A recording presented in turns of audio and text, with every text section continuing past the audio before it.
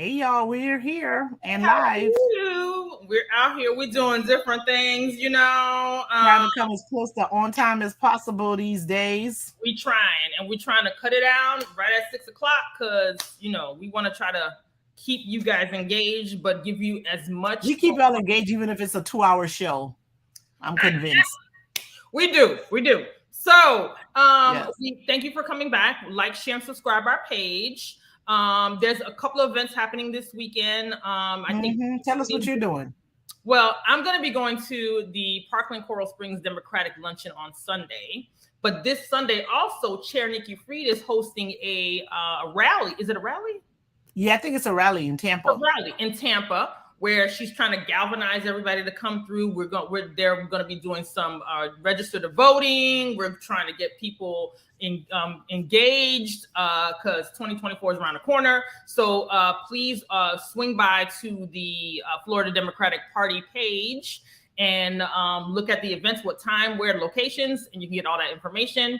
Like, share, and subscribe our page. If you can, go to all our videos. You can like them and share them. I mean, it's a lot. You don't got to see all of them, but at least try to see 2 or 3 so you can kind of get immersed on what we do here. And then we're gonna go in talking about elections. I mean, this is where we're at. It's serious out here. So I'm one of your co-hosts, Narnique Nikki Grant, and then I'm gonna send it over to Sandra, and we'll start. Yeah, I guess we got to keep introducing ourselves because we're hoping that we have like new folks that are watching every day, and like we appreciate you taking your time to come on and see what's happening on the show. But again, today we're going to talk some more Florida politics because I don't know. I think the last time we came, Joe Biden had already announced that he's seeking re-election in 2024. That ended up being a little controversial because some people are like, well, he said he was only going to do 1 term, and then some folks like he's gonna be but when he starts his new term, he's gonna be as old as Ronald Reagan when he left the presidency. So there's a whole thing about him being too old, and because of that, now Kamala Harris is in the forefront because now people are like, are we really voting for Joe or are we voting for Kamala to be president? Right, because that's a real consideration. Even though, I mean, Jimmy Carter was about 97 and he's still around, So Joe Biden could be one of those people with some good genes, and he might live to be 100. Right. So he might be able to make it from 82 to 86 as presidents. Is Jimmy Carter still alive? Didn't he just die? No, I don't think he died. He was really sick. He was in hospice, I believe, but I don't think he died. Because I'm sure if he died, it would be on the news like all day, every day, all that kind of stuff. So I do remember hearing something that he was in hospice care. Hospice. Yeah, you're right. Yeah. I forgot. So, usually when you're in hospice, you're close. You might survive, but typically that's like, they're making you comfortable in order for you to transition. But I think Jimmy Carter had a great life. I think, what is he, 97? He's something like that, 96, 97, 99. Not a lot of us make a century, honey, but that's long. Nope. So it's something like that. So, we'll see. So, and with that, the governor, instead of dealing with the matters of Florida, he's out here and doing international tours to try to show that he has some, I guess he's a diplomat, got some diplomacy, he has some international relation experience because he should be declaring pretty soon. But what's interesting to me though is the fact that with the indictment, the secret document, the documents and all this stuff, it seems as though the word on the street is that 45 is still the leading the Republican pack. He's the front runner. That is wild to me. And what's wild to me is listening to some of the news stations talking about how some of the high-ranking Republicans are basically threatening other people to enter their lives not to run and let 45 run. So some people are doing that, but I also heard that unlike people are willing, there are folks that are contesting him because I think Asa, I want to say his last name might be Hutchison, it has declared that he's running on a Republican ticket, and of course DeSantis is going to run regardless of what Trump does. And I think people are willing to run against him because that is as popular as he is.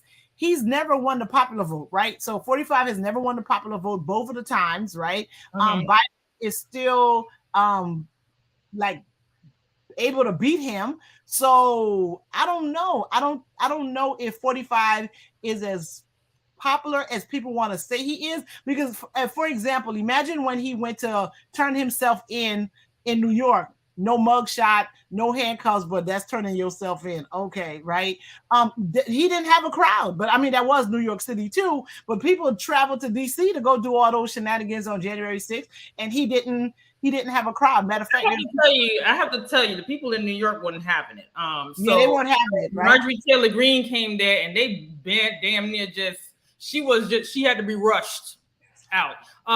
Ted Cruz came, he had to be rushed out. So yeah, I don't think people in New York got time for the foolery, honey, because they were like, and then I think other people, once they realize about all those indictments and that people going to prison for real, they're like, yeah, I like him, but I don't know if I'm trying to go to prison for him. So, hey, Commissioner Joy Smith, thank you for always supporting the show. We truly appreciate it. How are you? That's my adopted city, West Park. Y'all better that's right. know if I ever leave Miramar, I'm going to West Park. Understand that. That's what I'm talking about. Yeah, thank you so much, Commissioner, for always being on and always being here supporting us. Thank you.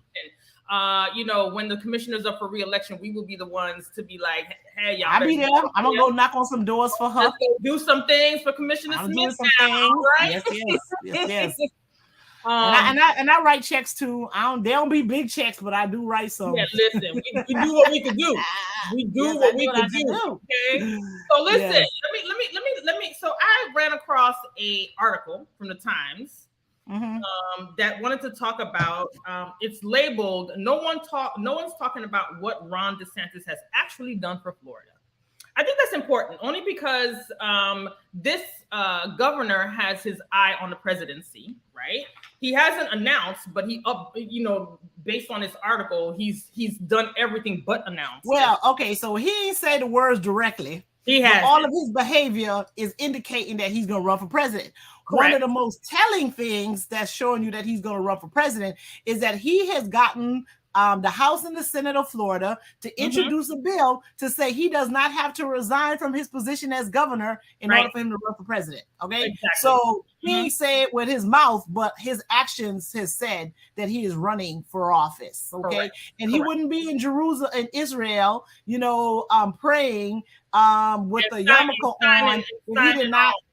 If he wasn't trying to run for president, because as the governor of Florida, I don't necessarily know if you need to do that, particularly since, Broward County was underwater and it wasn't declared a national emergency or anything like that, so people could get FEMA funding. So that those are presidential candidacy type moves.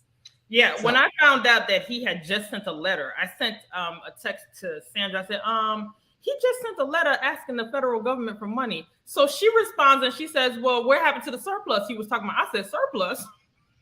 Maybe he always talking about how Florida got money. Because he's budgeting Florida the right way. I said, he had a surplus. She said, yes, he had a surplus. He has a surplus. He said, I'm just saying, 17 days after we were flooded out, you sent a letter. That's when you decide you want to. You didn't think when we were getting the rain and school was closed and all that other stuff that we could have gotten money. Then you wanted to wait 17 days. So most likely the surplus is COVID funds that all of Republicans pretty much had voted against, but they states took the money and bragged on it, and then some of the infrastructure that the Republicans were totally against, but the Republican states took the money and bragged on that too. So that's where the Florida money comes from. So let's just talk about his record, okay? Let's just dive into this. And the reason why we need to talk about his record is because if he indeed announces that he's going to run, if we want people to understand what he has done as a governor here is a reflection of what a presidency, a DeSantis presidency would look like, okay? Because you can only go on a person's record. You can't go by word of mouth. You gotta, what have you done, right? So that's. I'm just saying, right? So in this article, it says DeSantis weaponizes the culture wars to distract attention from the core missions of his governorship, which is to starve programs geared towards bettering the lives of ordinary citizens so he can maintain low taxes on the wealthy and the corporations. So far, this governor has, in terms of, we are the lowest. We're number 48 in terms of teacher pay. In terms of teacher pay, right? So So we're one of the most expensive. Well, I mean, the major cities in Florida are on like the top 10 list of most expensive places to live. Listen, Make that make sense. Make that make sense. The National Association of Education says that teacher pay is the most lowest in the country, right? Then we go to unemployment. First of all, the unemployment, as you know, during COVID, unemployment crashed. Several times. It was terrible. It was horrible. Not only did it crash, like people couldn't, it wasn't working. People couldn't get their money. And the ones who were getting money, it was like $200. And then remember, the federal government was giving some supplements in order to help with the unemployment. They were giving them a hard time about that. It was, to me, it was inhumane, the struggles for people to get unemployment. So unemployment benefits are the stingiest than any other state, according to Forbes magazine. Florida ranks, the ranking that I found is 51. I don't know how you can get to 51, but Florida ranks 51. And the source is that's including DC. That's including DC. Florida ranks 51. And this is from the United States Department of Labor. 51 in terms of unemployment. People are only getting $236 for 12 weeks.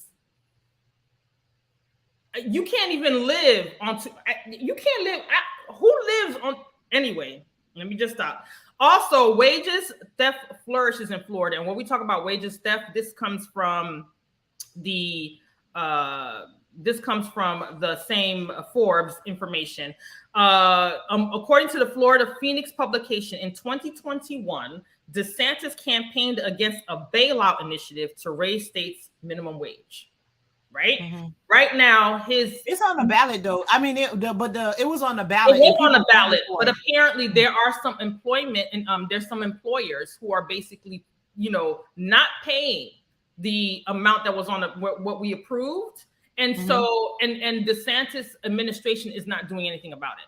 This is according to this article. I'm gonna put the link in our thing, whatever, so you can read the article for yourselves.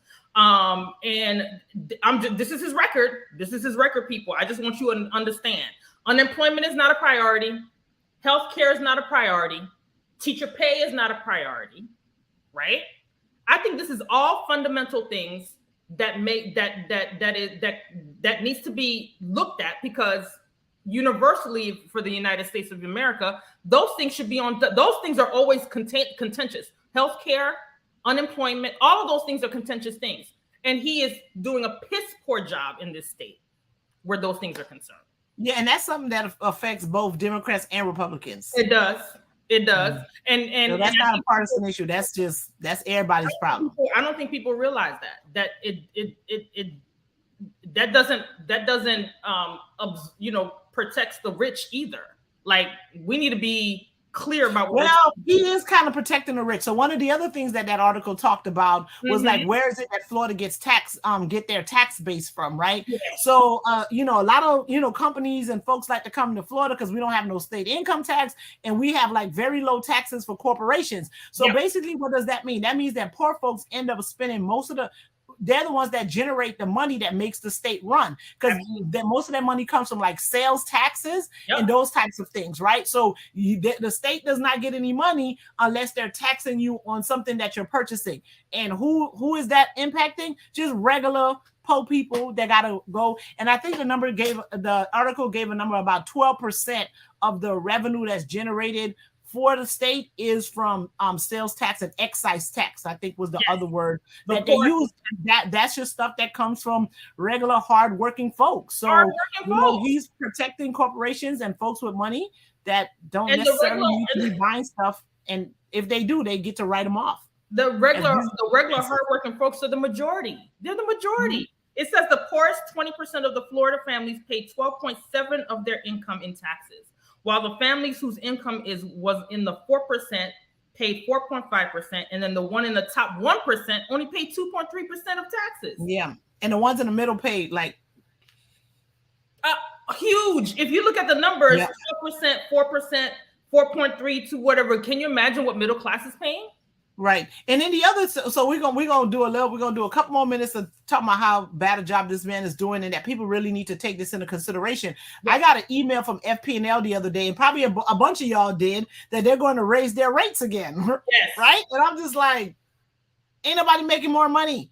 So my insurance went up on the house. The taxes went up on the house. Now FPL is raising rates, and there's no tax, or there's no request that these big corporations ask this governor for that he's not approving, right? So and then I ain't getting no more money. You know what I mean? Like, most folks didn't get a raise, with all of these additional costs that's being added to their life. So we need to, when we think about that, you have to think about those things. Mm-hmm. And what I want to, impart on folks is like those things, all the stuff that they signed into law doesn't have to stay that way. No. Right? Because the House members, they're up every 2 years. And then with the Senate, there's some people that are up, and there are other folks that are still there. So you can boot these folks out and get all of those laws repealed. So we don't have to continue to live like this. I mean, yes, most of them go into effect July the 1st of this year. The election isn't until November 24th. So we're going to have about a year and 4 or 5 months of the it'll end up being about 18 months of the nonsense. But as soon as in 25, when they go into session, they can be working on getting this stuff done if we don't allow the Republicans to go back with the supermajority and not have to make any sort of concession. So we're seeing and we're living the effects of giving the Republican Party all of this power. They're abusing it and not taking in folks into consideration. Even their own constituents, they're not taking into consideration. We're all their constituents, but they're not even taking into consideration how it's affecting people in their own party who voted for them. So there's no way that when you're that bad at your job, you should be able to keep it. And so I just want to press on you to talk to your friends, your cousins, your neighbor, whoever, and tell them, like, life does not have to be this way. And the voters are the ones that truly have the power, not the corporations as they try to convince us of. Full transparency. I'm on a payment arrangement with my light bill. I'm being honest. It's expensive. I have to be on a rotating payment arrangement. And what's bad about the payment arrangement is that they still assess a late fee, right? So every time I'm paying, I'm still paying a late fee. This is full disclosure. It is hard out here. And the governor has not made, or his administration has not, or even the Republican Party, who are supermajority, have not made a significant effort to alleviate some of the pressures for their constituents and or for Florida. Because when you vote people in, they're not just working for the people that voted for them. They're working for everybody. Yeah. They're working for everybody. So if we don't have a party that's willing to put politics aside and put people first, then they don't deserve to keep their jobs. Period. Period. You can't take care of some. You got to take care of all of us. We all in this. They ain't taking care of nobody, I shouldn't say nobody. They taking care of few people, and just a few, but it's not the few that got them their jobs. So they really, so they're taking care of a few folks that they like, and that's not the way that this should be at all, ever. 16 worse in healthcare. That's where they still haven't accepted the money to expand Medicaid. So, and that's another issue. And I was on the phone with a friend of mine today, and they were at the pharmacy picking up like all kind of medications, like for the diabetes, the this, the that, and the third. And folks are on kind of stuff. Folks stress, people who didn't have blood pressure problems got them now. They're like, well, I don't know why. I'm like, cause you stressed. You probably don't even realize how stressed you are because you're trying to be strong and and all of this kind of stuff. And you're internalizing that, and now you got to go take some medicine, right? And then the other thing is that food is so expensive that one of the things that folks tend to do when they got to cut costs is that they start buying like cheaper processed food, instead of fresh food, and all that processed stuff. What it got? A whole bunch of salt, a whole bunch of sugar, and those are contributing to some of the health issues that folks are facing because you be like, what am I going to do? Is you're eating your carbo loading or whatever, because those things tend to cost less. So it's a whole thing. We're all being impacted. And I just want to impress upon folks that, you don't got to continue to live like this because these people don't have to be your representative if this is what they're going to do with the power that the people gave them. So 2024 is around the corner, and when you look at and but it starts now. I'm gonna just Commissioner Joy's like, yo, my account is already open. Okay. You need to we got you, Commissioner Smith. Put your information in the chat so we can highlight that. She may have left. I'm not sure, but we'll get it and we'll post it for her. Yeah, so she says her she's like, she ready. Listen, because you got to start campaigning now. Listen, 2024 is around the corner, people. And any candidate that's up for re-election, your state senator or your state rep or whoever, you need to make sure that these things are a priority for them. Because we are, when I'm saying we're struggling, I went to the hospital. I fainted after we had. Oh, you're still here. Thank you, Commissioner. Drop that link. Drop that Act Blue or whichever one of the ones you're using. Drop it in there. Okay. After we were doing something for Nikki Fried, and afterward, anyway, long story short, I fainted and I had to go to the emergency room. You know how much that cost me for like 5 hours in the emergency room? It cost me $13,733. I'm on payment arrangements for that. I do not have health insurance because health insurance is very expensive for me. Well, it's expensive, but it's less than $13,000, girl. You better figure that out. The thing was for me to meet, I had to meet my deductible, and the one when the lower your premium, the higher deductible, right? Right. So my deductible was about 20-something thousand. That's where my deductible was. So I wasn't even meeting my deductible. I still would have to come out of pocket. But you preaching to the choir. That's why I got a job. So listen, I used to spend like $1,700 a month on health insurance, but I'm a person that had a major medical issue. So I am not gonna be without no health insurance, right? And it was thank you, Lord, that I had insurance when I dealt with my health issue. Because if I didn't, listen, you know what I'm saying? Listen. So because of that experience, I always maintain health insurance no matter what. I like not pay for it. Take my car. I'm paying for health insurance, right? That's just me. But then when during COVID, when it just got like, it was like, I was like, no. So I applied for a job. So I ended up I think I applied for the job right before COVID, but certain places where you work, it takes a year to get employed. I wasn't sure if I was gonna get the job or anything like that, but I still had to maintain health insurance in the meantime. But I was like, listen, people think about what the salary is. I'm like, what that benefits package look like? You know what I mean? What does that benefits package look like? You're right. And I'm motivated by insurance. I'm telling you. Listen, I had to choose between giving the kids health insurance and me going without, and it wasn't even a choice. So my kids have health insurance, but I don't. I'm just saying it is difficult out here. And then the market, it's not even like a market where Florida doesn't provide you with a place where you can get like good health insurance and not break the bank. It's like you don't have a choice. So people have to make a decision. Okay, do I go to the doctor's office or do I buy these groceries? This is where we at.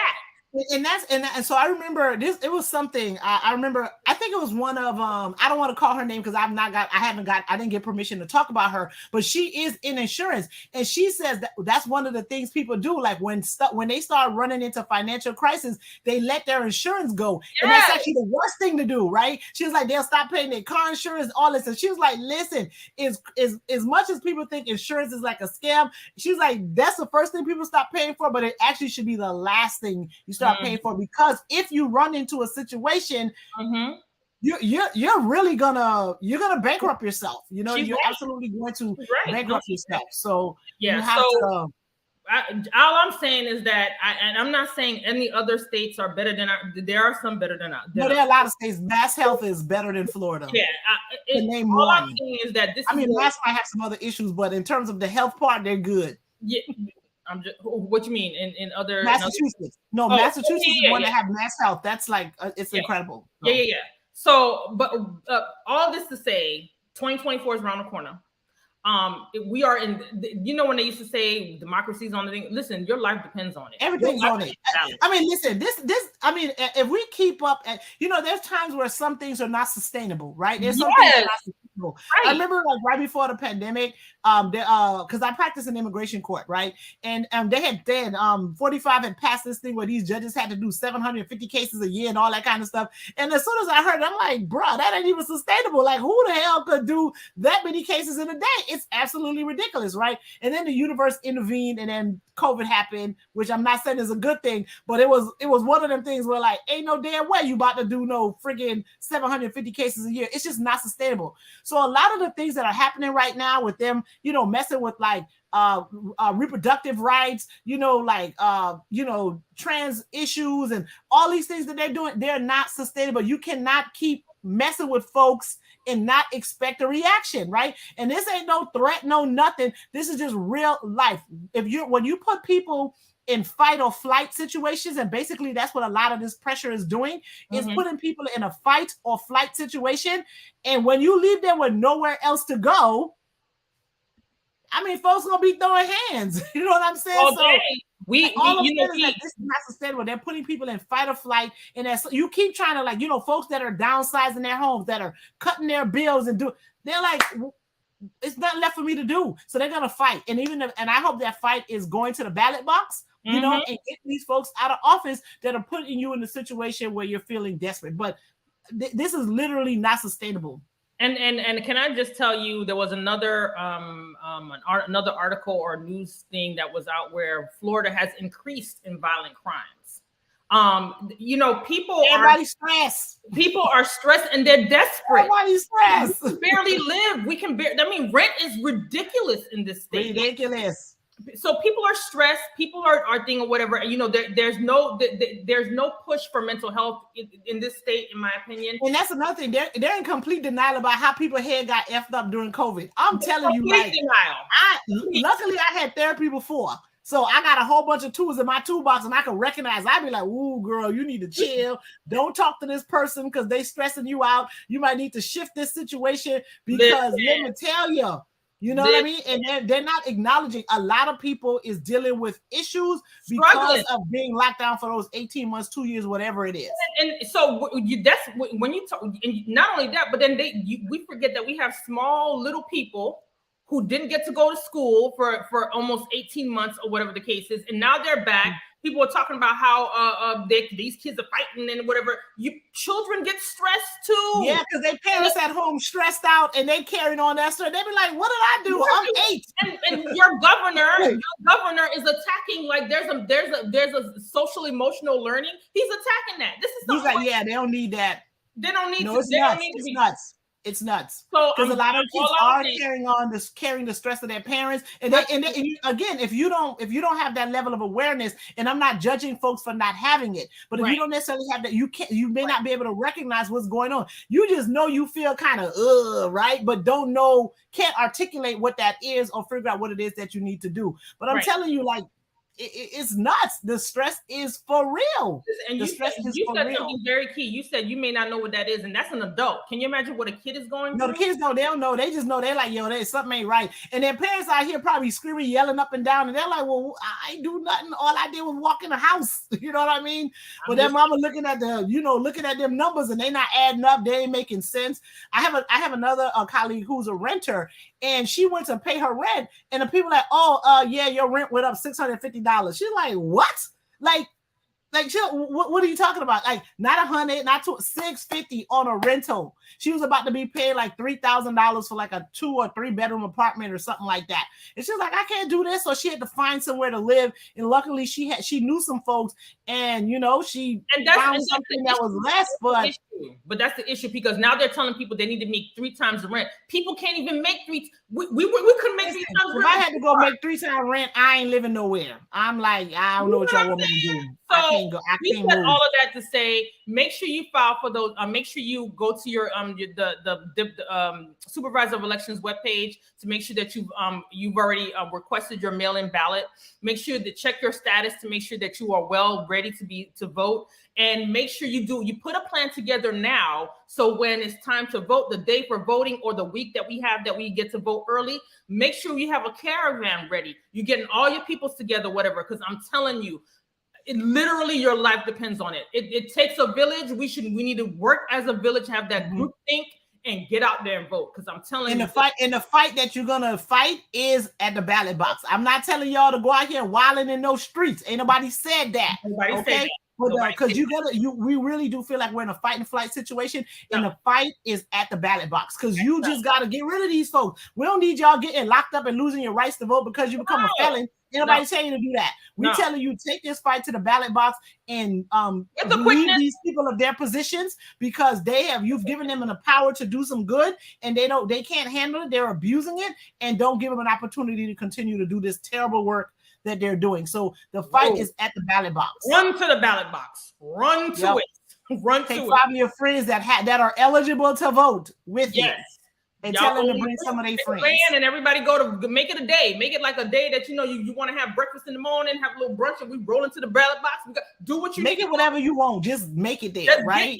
Just get there. And then of course we've been talking about the state reps and the state senators. Yes. Elections are local, right? Because when you got that hole in the streets or the street light ain't working or something going on, your commissioners and your city council members, those are the ones that you need to go and talk to. So do not forget about your local elected officials, mayors, commissioners, council people. All those people make decisions for your everyday lives. These people are just as important as the top ballot ticket people. Right. And I also found out that Florida, I don't know if it's Broward County is going to add a treasurer or something like that.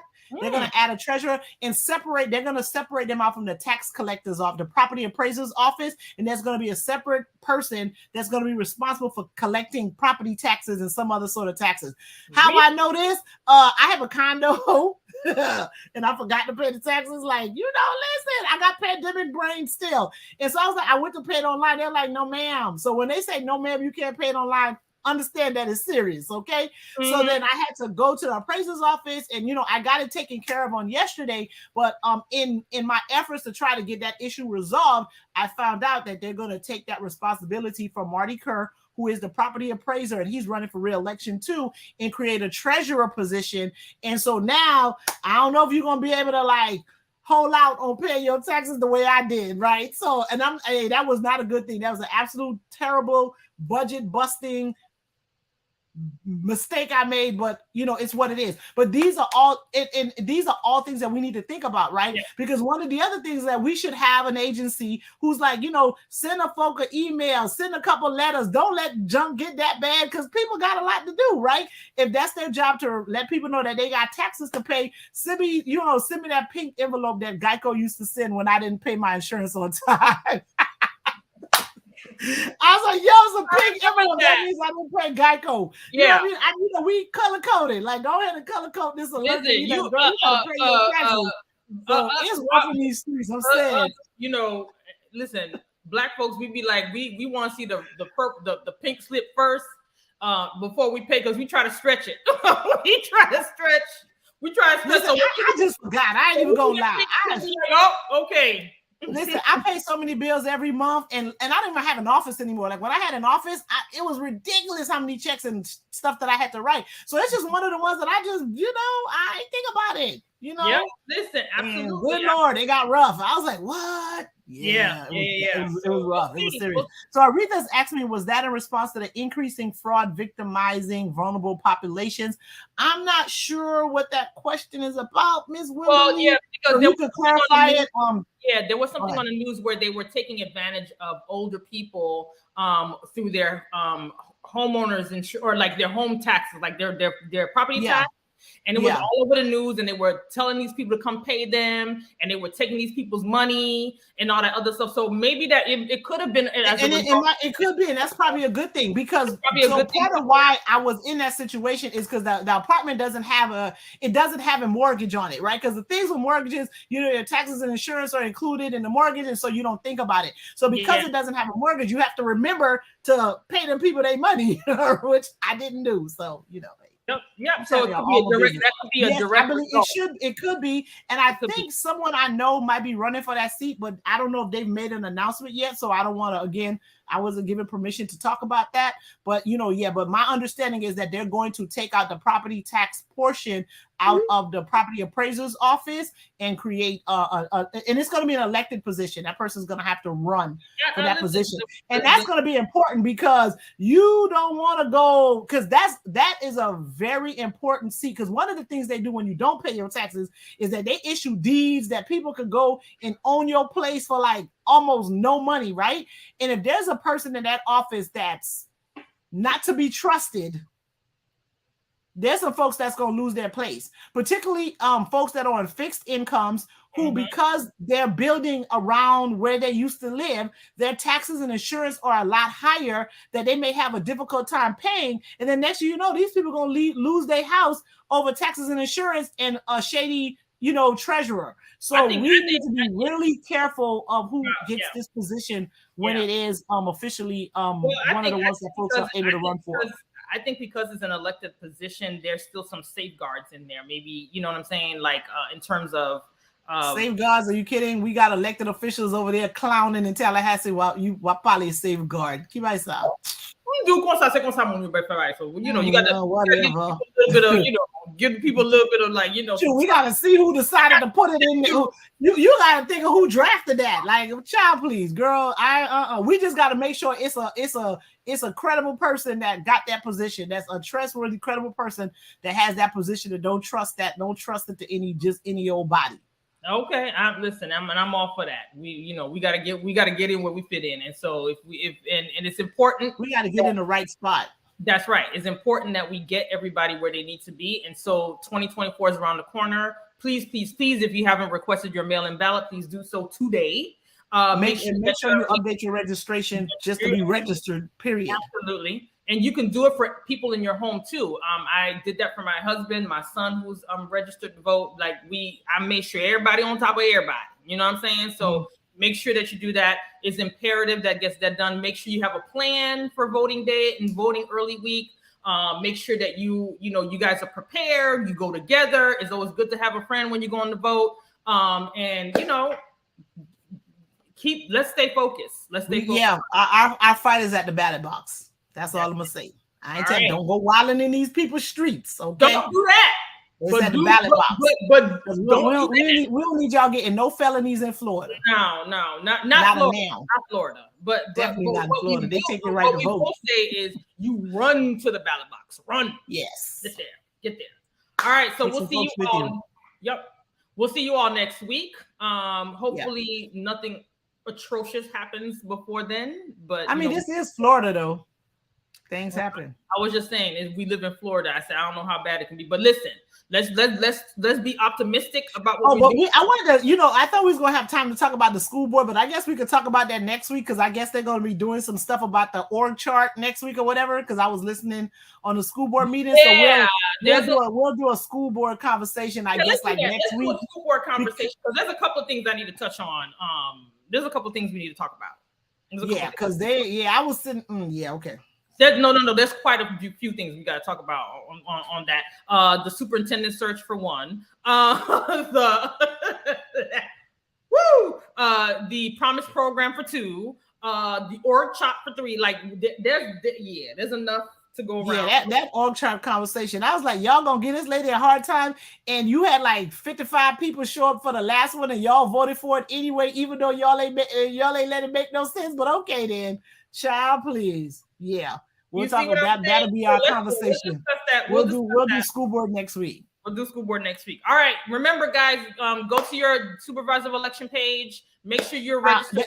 Aretha's saying pedophile getting death sentence is interesting. You cannot sentence a pedophile to death unless that pedophile killed somebody.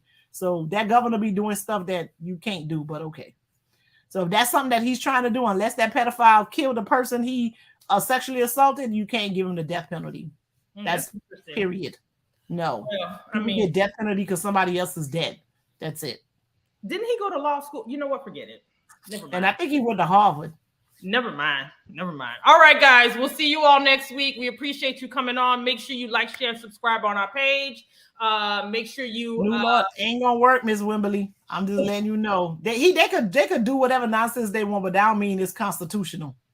Listen, I was under the impression he went to law school, but anyway, I digress. Okay, so we'll talk His more. daddy knew somebody. Yeah. All right, guys. See y'all later. Peace. Bye, We bye, bye, appreciate bye, you. bye, Thank you bye. so much.